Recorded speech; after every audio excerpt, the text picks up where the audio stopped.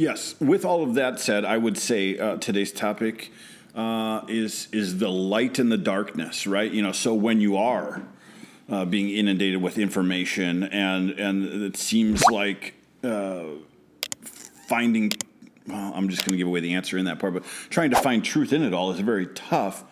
What is nice is to know that there is truth, right, to be found in certain situations, and I don't know where our audience is at, but I know for our lives, there's so many different ways to approach the Word of God, approach truth, and you came into a Bible study not all that long ago. That was familiar to me, something that I've been using most of my. I don't even remember who taught it to me. Probably I think Dave. I would guess it would be Dave or one of my early Bible study days, where there was an approach to Scripture. And the reason that I was saying, like when we were discussing, like what should we talk about this week, the reason that I was saying that I thought that we should deal with this is because, we were also chatting on our walk about what is the purpose? Like obviously, we're here, we come together. It's great for us to just have this time to kind of talk and, chop it up about different topics. Mm-hmm. But what is the real heart behind it, right. and just really reminding ourselves that we want to be here and we want to cheer people on, we want to encourage people in the faith, we want to spur people on to deeper levels of their faith. But really at the crux of it all, or the core of it all, is we really want to push people into a deeper relationship with mm-hmm. Jesus. And obviously the best way to do that is by learning what he's about and learning what is in the Word and spending time in prayer. And so I just thought it's as we're preparing for battle, right? Spiritually speaking, obviously the world is we can see with our own eyes that in the flesh there's all sorts of other battle going on, but underneath it all is this whole spiritual battle that's happening. And our heart for sure is wanting to help prepare people for that, wanting to prepare our own family, prepare us. And because as the world changes and as things come at us and as we go through trials and tribulation, we want to be able to know exactly what to fall back on. And Scripture is such a key component of that. And I can think of so many times in our lives where, we're going through something really difficult and you have Scripture that you can bring up and cling to, or mm-hmm. somebody else is going through one. And obviously there's a time and a place to give Scripture to somebody.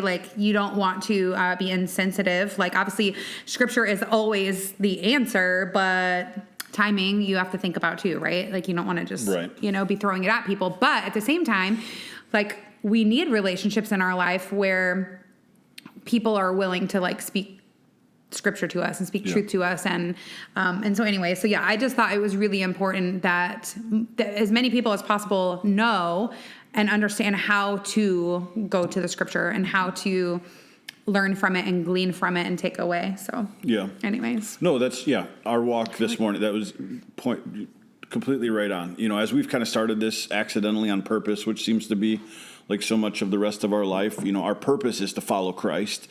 Our purpose is pretty well spelled out. Are you thinking of the spelts out? It's pretty well spelled out in Scripture as to how we're to live. But that looks different. Every season, every day looks different. And I just said, what do we want to be known for? When people are tuning into our podcast, how do we want them to describe us? And I want it to be we're people's friends that are always guiding them back to truth, right? We're their spiritual cheerleaders that say, hey, this life can be a rocky road. It can throw you all kinds of turns. How do you always get back on path? And so obviously Scripture is always a guiding light. It's such mm-hmm. an important part of our life. And in different times and seasons, we sit at the banquet of Scripture different. There were times in my life where just reading the Scripture were important. I'd literally just say, I'm going to read a chapter each day, or I'm going to read 2 chapters, or I had a bunch of downtime at work and I could just read. And just getting the stories fun. And then there's times where studying the Scripture is fun and exciting and has its own benefits. And that's a little bit of today is you said, hey, let's share soap with people. And soap is an approach to studying the Bible. It's somewhat basic, but it's also very deep because it takes us past that next level of what it's like just to dine and read God's word for relationship's sake.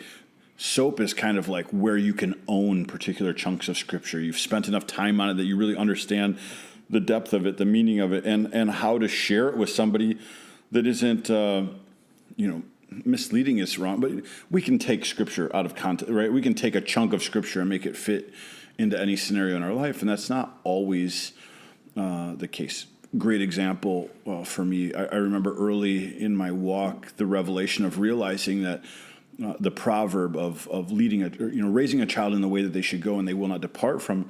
Many of us coveted that scripture as if it was a promise. It's not a promise. It's a proverb. It's kind of like any other proverb. It's saying, this is a good way of living life. But some people, they have a child go astray, and these deep convictions, and condemnation of raising that child. Like, what did they do wrong? Where did they go wrong? Yeah, I've seen that so much growing up in the church. Like, so many times where people, even like when I was a teenager and not living at all for Jesus, like I remember my parents getting flack about that. Like somehow it was like their lack of something, right? Parents, and at the end of the day, something wrong. Yeah, at the end of the day, like you can be the best parent, you can be as godly as they come, and you still, like, people still have a free choice. They still get to decide how they're going to live their life. And like, obviously, granted, like if you are living your life a certain way, your kids are going to glean from that, but that isn't a guarantee. So yeah, I appreciate you saying that, because I think that sometimes we want scripture to mean certain things for it to comfort us. Yeah. And sometimes we also want it to mean certain things to rebuke other people or to push our own thoughts and our own agendas rather than taking it for what it is and like within context. Yeah, so this style or this approach to scripture, this way of studying it, can help you have confidence in the meaning of a particular verse. So let's just use that scripture for an example, right? Say you're new to the faith and somebody says that to you, right? Raise a child up in the way that they should go and they will not depart from you. And you receive that as a promise from God. Okay, it can make God feel like he's fallible, like he can make a mistake, or you're making a mistake if you don't understand that scripture in the way that it's set, because that scripture observed throughout all of scripture, you would arrive to the same conclusion as the rest of us, and that is a child has the same free will as anybody else, and they themselves, even being raised in a Christian home, have to choose Jesus Christ as their personal Lord and Savior. That's a personal thing. That's not something that, it's not like an inheritance that we just get to give to our children, like something that we've earned, like our house or wealth that we get to pass on to them. We can share it with them. They can be partakers of it, but it doesn't guarantee that they'll follow that.